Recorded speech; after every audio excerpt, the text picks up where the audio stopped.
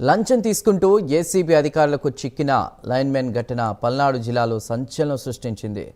నకరికల్ మండలంలో చేజర్ల లైన్మెన్ నాగేంద్రబాబు వ్యవసాయ విద్యుత్ కనెక్షన్ మంజూరు కోసం రైతుని 70,000 రూపాయలు డిమాండ్ చేసినట్లు తెలుస్తోంది. రైతు ఫిర్యాదు మేరకు అవినీతి నిరోధక శాఖ అధికారులు పక్కా ప్లాన్తో లంచం తీసుకుంటున్న సమయంలోనే నాగేంద్రబాబును అదుపులోకి తీసుకున్నారు. అదనపు ఎస్పీ మహేందర్ మాత ఆధ్వర్యంలో ఈ దాడులు నిర్వహించారు. లైన్మెన్పై కేసు నమోదు చేసి విచారణ చేపట్టిన అధికారులు ప్రభుత్వ సేవల్లో అవినీతికి తావులేదని స్పష్టం చేశారు. రైతుల నుంచి ఎవరైనా లంచాలు డిమాండ్ చేస్తే వెంటనే ఫిర్యాదు చేయాలని ఏసీబీ అధికారులు సూచించారు.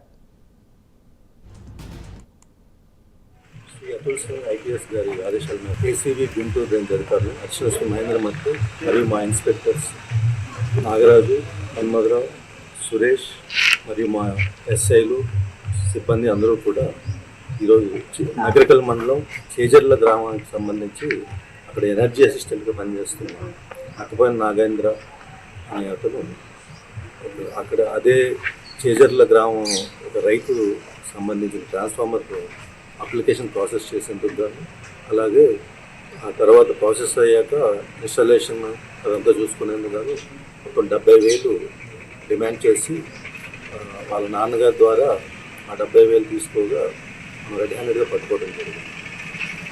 ఈ డబ్బులు అప్లికేషన్ ప్రాసెస్ చేయడం కోసం గత కొన్నాళ్ళుగా డిమాండ్ చేస్తున్నారు. ఈరోజు డబ్బులు తీసుకున్నట్టుగా రెడీ హ్యాండెడ్గా